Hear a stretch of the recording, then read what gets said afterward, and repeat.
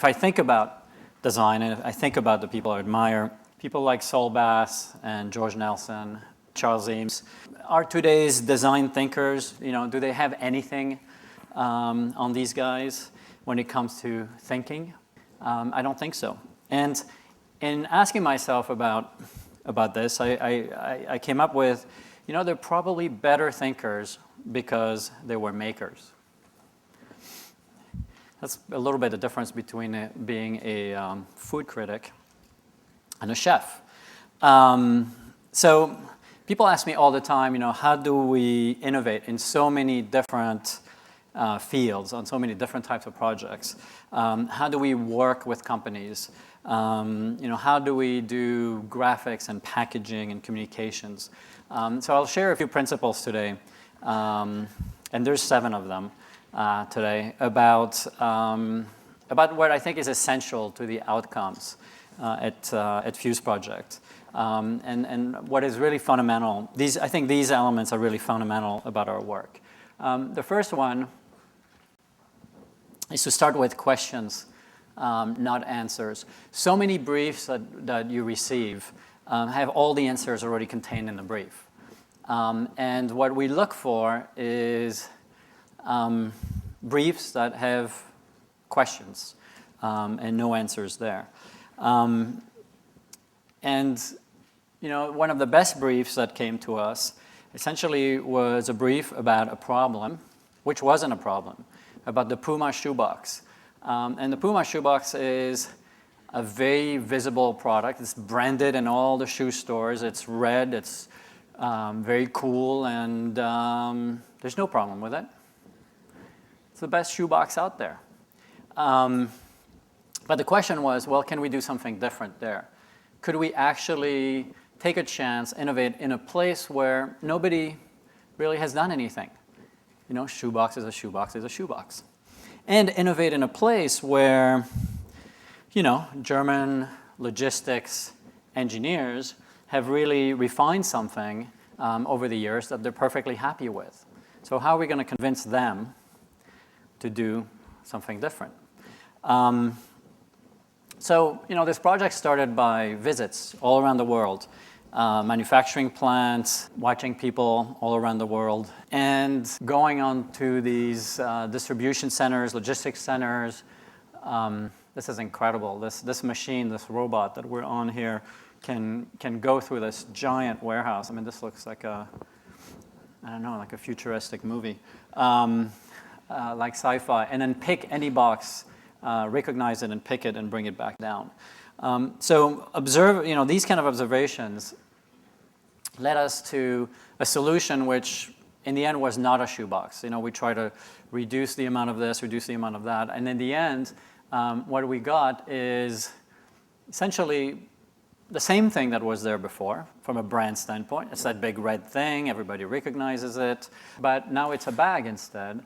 And the amount of cardboard that's used is 65% less materials for the whole thing and less energy, et cetera, et cetera.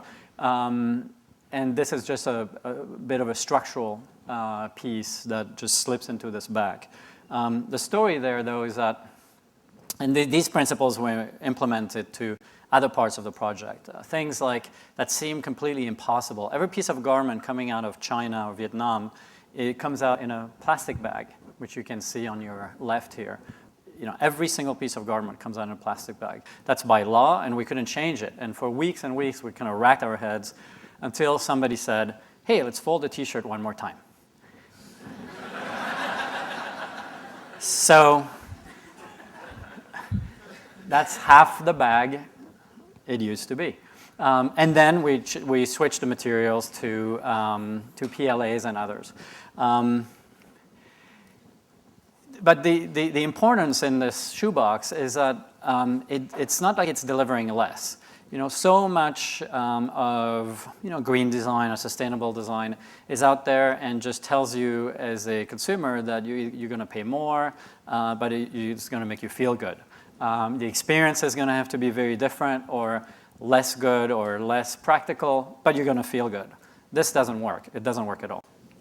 So on the other hand, we wanted to deliver more with this, so it's a recycled PET bag. You throw your shoes in there at purchase. You don't need a big plastic bag coming out of the Puma retail. And it's a process of experience that includes the retail stuff. They have to go downstairs in the stock room and have to come back with like 8 boxes, balancing on their arms. Now they just grab, 8 pairs of shoes by the handles and come up. And then it has a second life. People reuse it for all kinds of stuff, which is suggested at retail, but actually happens in real life. And there's a whole collection online of all the things that people do with a bag. So it actually delivers more and creates a level of participation and engagement. And this is all for something that you don't pay for, by the way. It's free to you. It's a cost to the company. And it furthers, I think one of the most important elements of design for me is that it furthers an idea which is a 21st century idea, which is that sustainability can be practical and fun and have all the attributes of other things that we consume. And in some way, for me, good design is essentially the reason to do good design, and the reason to push for this is in some way good design accelerates the adoption of new ideas. Accelerate the adoption of the idea that, yes, sustainability is possible at a lower cost and with a better experience. And that's why I do this kind of work. But here's another and that was a theory until we were able to sort of prove it. But one of the most important principles at Fuseproject is that if you want to prove that an idea has a merit, don't write a book about it. Go out and test it. So we have this practice of testing everything, and you'll see a lot of that in the presentation.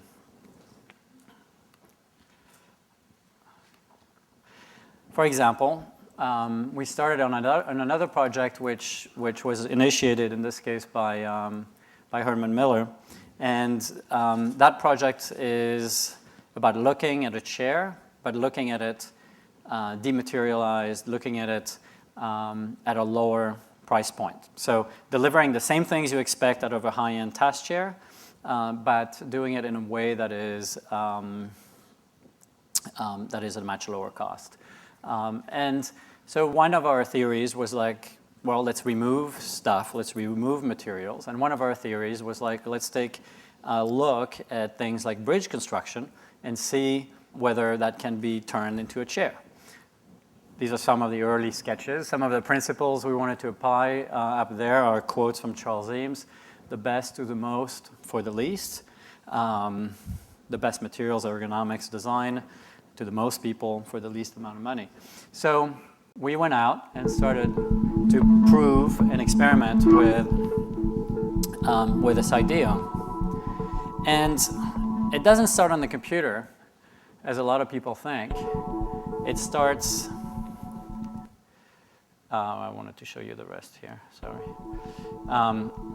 It starts with lots of sketches, lots of experimentation, lots of hand drawings. These are all one-to-one, large-scale hand drawings. It starts with prototypes, a lot of failures, a lot of experiments, a lot of back and forth, a lot of study, ergo studies and material studies. Lots of quick mock-ups made out of paper, lots of mock-ups made out of foam, lots of mock-ups made out of plastic. It almost sort of makes me dizzy to sort of look at the amount of work, which is a very, very, very small cross-section of the things you need to make in order to make the whole thing work. And every one of these components had to be optimized. Most chairs are really made out of a set of existing components. You just buy arms here and, legs over there, and you sort of combine these, but it's never optimized. So what we were trying to do is to optimize every part so it would be the lightest and the most efficient possible, which meant building prototypes like this, proving out that a tower and materials strung across that tower would work, such as strings of plastics or wires or sheets of materials. And every single one of them, they're pretty ugly. But every single one of them was such a level of excitement and satisfaction in the studio. We built about 35 of these in our own studio. We built another 40 to 50 at the Herman Miller plant. And a lot of it ends up here, and a lot of it continues to be drawn and refined in detail, such as the pattern of the back, which had to be an exercise in density and pattern and tensions that how are the tensions distributed between these different points of attachments, as well as obviously different materials, different cuts, taking it, stretching it, breaking it.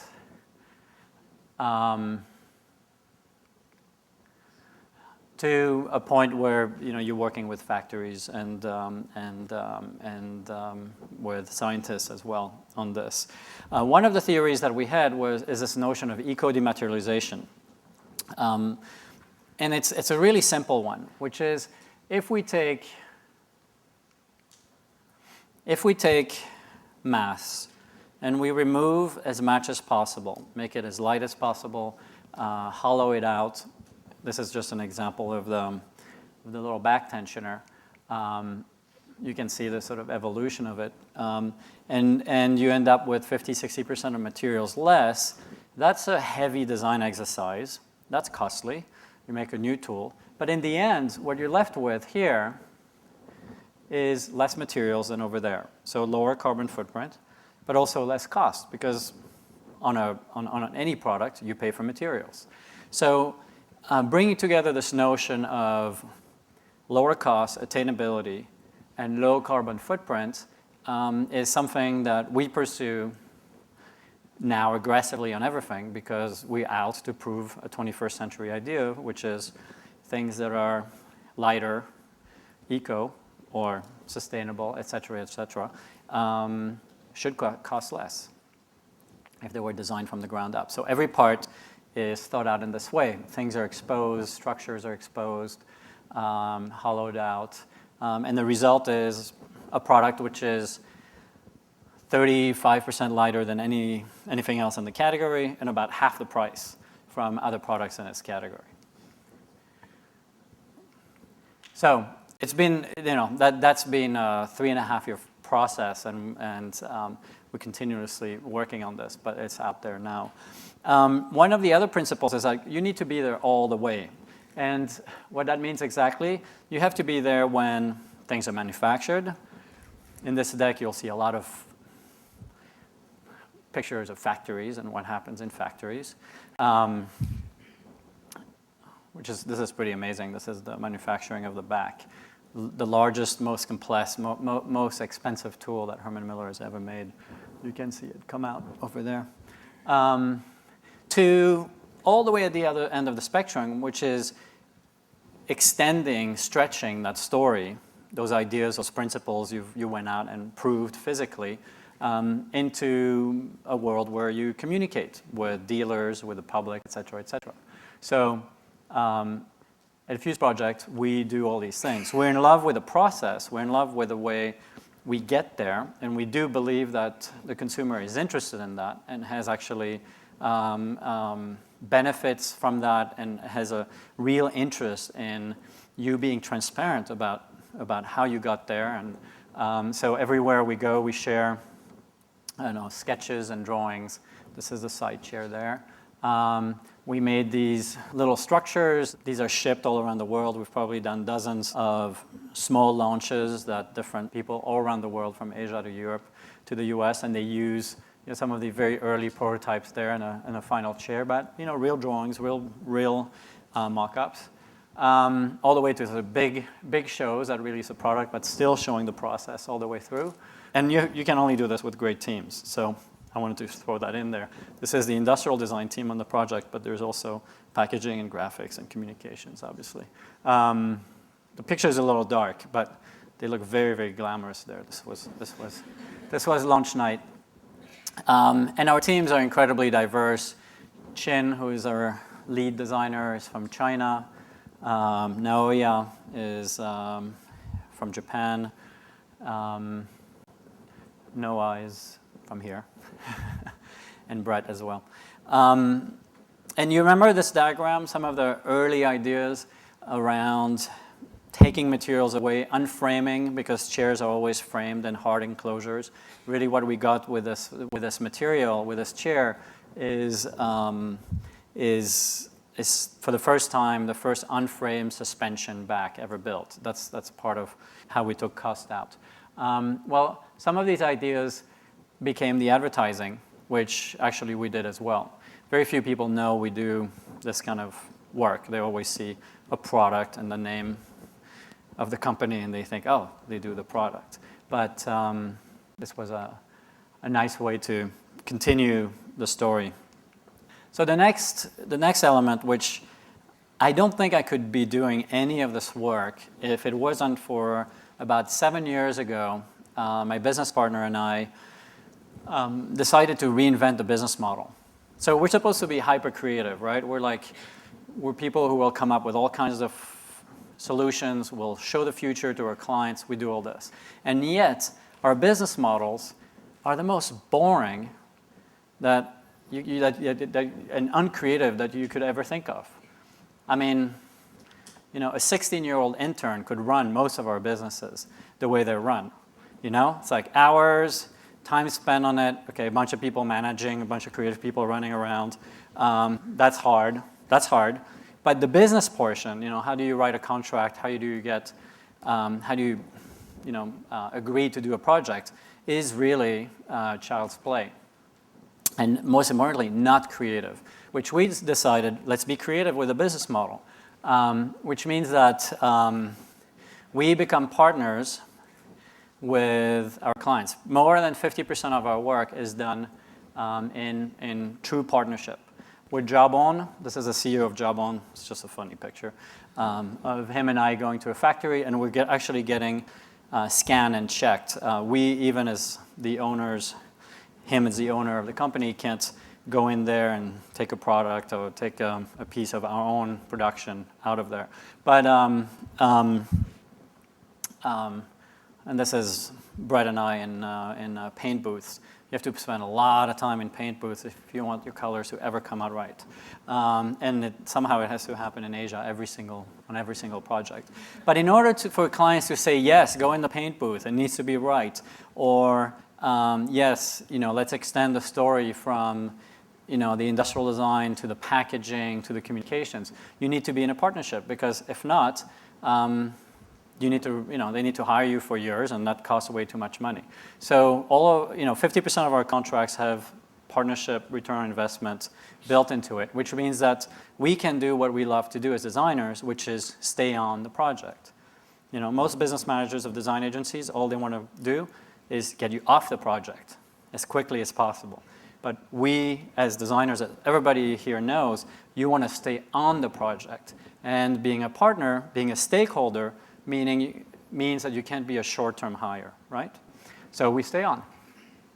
And we do things, we launched a jumbox, but we also do things like the VIP packaging, which is fun, or the advertising, the communications. And then we extend it even further, to things like creating, the product exhibits that are cultural ambassadors for the brand and the product.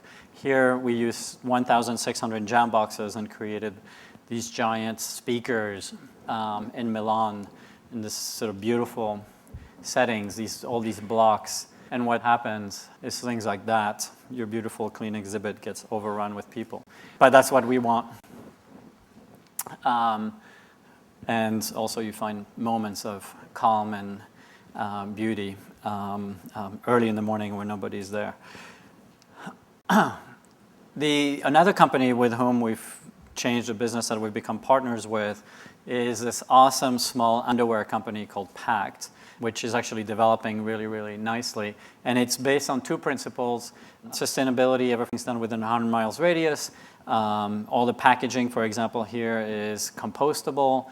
but you probably know about this already. But everything that we do, every collection that we do is in conjunction with a cause. So every 2 months, we have a new cause partner, and we do a collection. And we've done things from, with Nobel Peace Prize winners. We've done things with Oceana.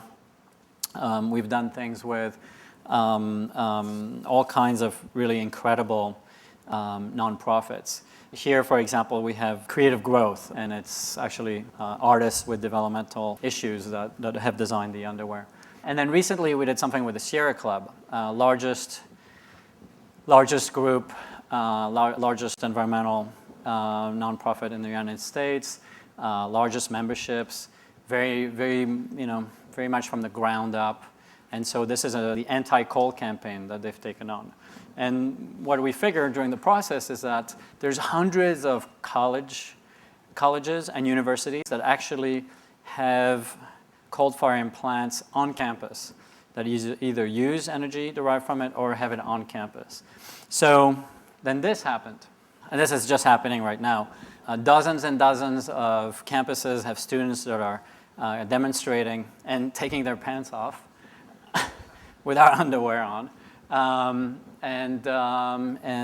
Changing, actually there's already 16 of these colleges that are changing their policies towards coal and are moving their purchasing of energy other places. So when we're able to be so involved, to be partners in these companies, we can create what I call truly 21st century types of businesses, truly 21st century types of companies. So my last chapter is this notion of participation.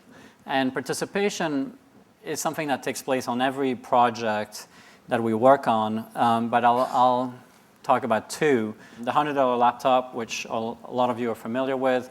I did learn a lot about how the program became successful in places where the children owned the laptops, brought them home, but also where the teachers and the governments and were sort of deeply involved with the program and actually owned them outright. This is Peru, where 860,000 children have a laptop. Next door in Uruguay, every single child between the age of 6 and 18 that goes to public school has a laptop. So this notion, and they fully own them. They do, imagine 860,000, computers doing an upgrade, right? I mean, if you needed like a service company to do this for you, you can imagine the cost and the burden. Here, it was 14,000 volunteers that made the upgrade happen over a relative short period of time in Peru.